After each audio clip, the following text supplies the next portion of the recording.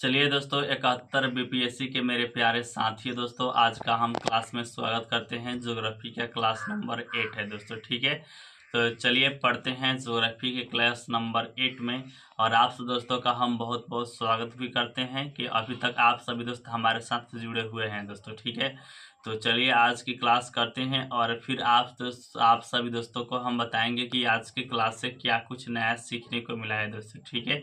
तो चलिए पढ़ते हैं और फिर आप सभी दोस्तों के साथ मिलते हैं दोस्तों, ठीक है।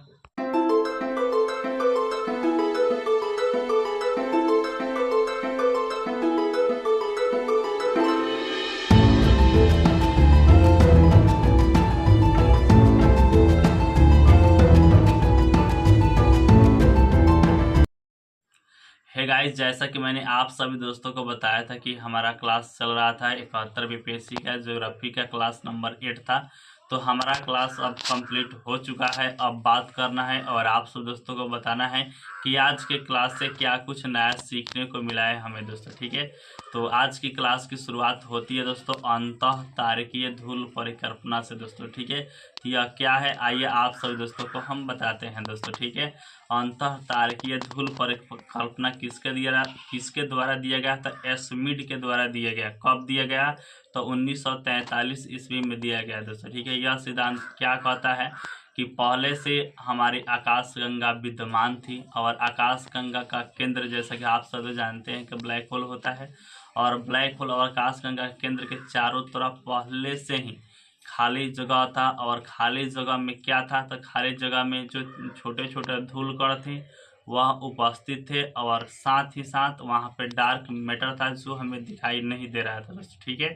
उसके बाद क्या हुआ कि उसी में आकाशगंगा में, जैसा कि हम सभी दोस्त जानते हैं कि हमारा सूर्य भी विद्यमान है दोस्तों, ठीक है। तो सूर्य गति करता हुआ जब आकाशगंगा के केंद्र की तरफ पहुंचा तो केंद्र में जाने के वक्त क्या हुआ कि सूर्य के पास गुरुत्वाकर्षण बल ज़्यादा था, जिसके चलते धूल कण सूर्य की दिशा में गति करने लगे दोस्तों, ठीक है। सूर्य की दिशा में गति करते जब आगे बढ़े तो उन्होंने एक वलय यानी कि एक डिस्क के रूप में गति करने लगे दोस्तों, ठीक है।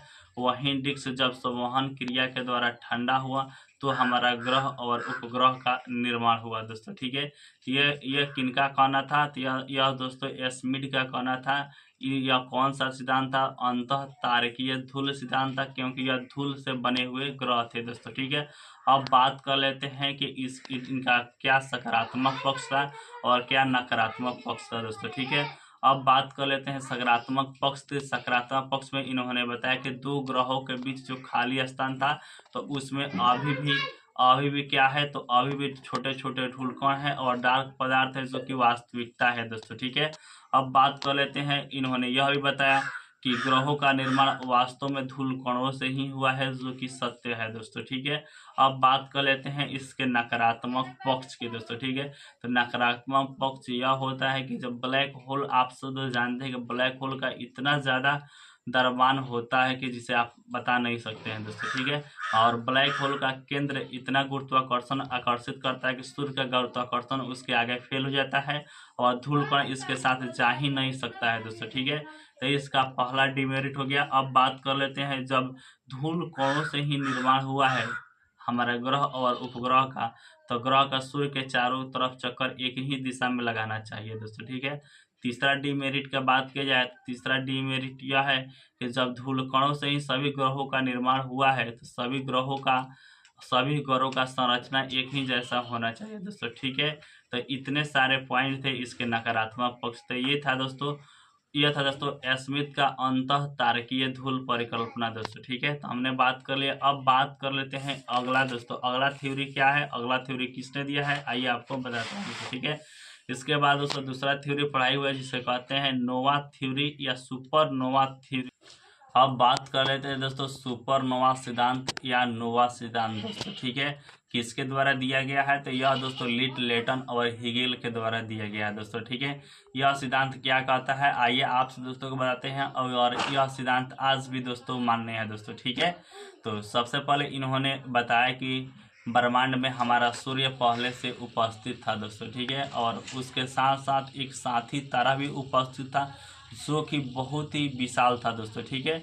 बहुत ज़्यादा विशाल था। तो क्या हुआ, जो हमारा साथी तारा जो विशाल था उसमें क्या हुआ कि संलयन की प्रक्रिया से वह टूटा। जी हाँ दोस्तों, वह टूटा। जैसे वह टूटा, टूटने के क्रम में धूल कण, जी हाँ दोस्तों, धूल कण बाहर निकले दोस्तों, ठीक है। और धूल कण इतना ज़्यादा बाहर निकले और गैस भी दोस्तों बाहर निकली, और धूल कण गैस बाहर निकले तो क्या हुआ कि सूर्य के गुरुत्वाकर्षण बल के करीब आ गए दोस्तों, ठीक है। और गुरुत्वाकर्षण बल के कारण धूल कण और गैस सूर्य के चारों तरफ चक्कर लगाने लगे दोस्तों, ठीक है। चक्कर लगाते वक्त जब वह संकुचन की क्रिया हुई और कूलिंग प्रोसेस के द्वारा ठंडा हुआ, तब हमारे 9 ग्रहों का निर्माण हुआ है दोस्तों, ठीक है।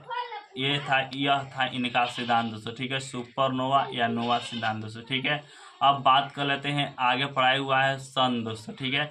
तो सन में पहले कुछ फैक्चुअल चीज़ों को लिखाया गया है, आइए उसको हम डील कर लेते हैं, ठीक है। तो सबसे पहले इन्होंने लिखाया गया है कि सूर्य से पृथ्वी की दूरी कितनी है, तो 149.8 मिलियन किलोमीटर दोस्तों, ठीक है। अब बात कर लेते हैं कि सूर्य का व्यास कितना है, तो 13,92,000 किलोमीटर सूर्य का व्यास है दोस्तों, ठीक है।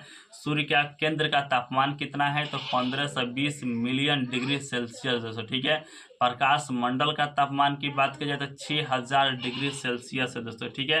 प्रकाश पृथ्वी पर आने में कितना समय लेती है, तो 8 मिनट औसत है दोस्तों। सभी जो हम बात कर रहे हैं वह औसत में दिया गया है, ठीक है। तो आने में समय लगता है कितना, 8 मिनट 16 सेकंड दोस्तों, ठीक है। कहीं कहीं 20 सेकंड भी लिखता है। अब बात कर लेते हैं सूर्य की आयु कितनी है, तो 5 मिलियन वर्ष अभी जी चुका है, और एक तारे का औसत जीवन काल 10 मिलियन वर्ष होता है दोस्तों, ठीक है। अब बात कर लेते हैं सूर्य का घूर्णन अवधि कैसे गति करता है दोस्तों, ठीक है। तो बात की जाए विषुवत रेखा पर, तो विषुवत रेखा पर 25.38 दिन लगाता है दोस्तों। वहीं ध्रुव के सापेक्ष बात की जाए तो 33 दिन लगाता है दोस्तों, ठीक है। अब बात कर लेते हैं रासायनिक, इसमें कौन सा कितना मिला हुआ है, तो 71% हमारा हाइड्रोजन है, 26% हमारा हीलियम है, और 2.5% अन्य गैस भी सूर्य में उपस्थित है दोस्तों, ठीक है। ये था कुछ फैक्चुअल चीज सूर्य से रिलेटेड दोस्तों, ठीक है। अब बात कर लेते हैं सौर मंडल के उत्पत्ति से संबंधित बहुत सारे सिद्धांत भी दिया गया है दोस्तों, ठीक है। बात कर लेते हैं कौन सा सिद्धांत क्या दिया गया है, आइए आप सब दोस्तों को हम बता देते हैं, ठीक है। तो गैसीय सिद्धांत किसके द्वारा दिया गया है, तो दिया गया है कांट के द्वारा। निहारिका सिद्धांत लाप्लास के द्वारा दिया गया है। ग्रहाणु सिद्धांत चैम्बरलिन के द्वारा दिया गया है दोस्तों, ठीक है। ज्वारीय परिकल्पना जेम्स विन्स के द्वारा दिया गया है। वहीं द्वैतारक परिकल्पना रसल के द्वारा दिया गया है। सुपरनोवा जो कि अभी हमने बताई है हीगल के द्वारा दिया गया है। अंतर तारकीय धूल परिकल्पना किसके द्वारा दिया गया है, यह दोस्तों दिया गया है ऑटो स्मिथ के द्वारा। अब बात कर लेते हैं जो पढ़ाई नहीं हुआ है और उसे भी लिखाया गया क्योंकि आता है प्रीवियस ईयर क्वेश्चन में ऐसा सवाल दिया गया था दोस्तों, ठीक है। अंतः तारक मेघ परिकल्पना यह किसके द्वारा दिया गया, अल्फावेंस के द्वारा दिया गया है। परिभ्रमण एवं ज्वारीय परिकल्पना यह किसके द्वारा दिया गया है, तो यह दिया गया है रॉल्सन के द्वारा। बृहस्पति सूर्य दौ तारक सिद्धांत यह किसके द्वारा दिया गया है, तो ड्रोबीश्वेस्की के द्वारा दिया गया है।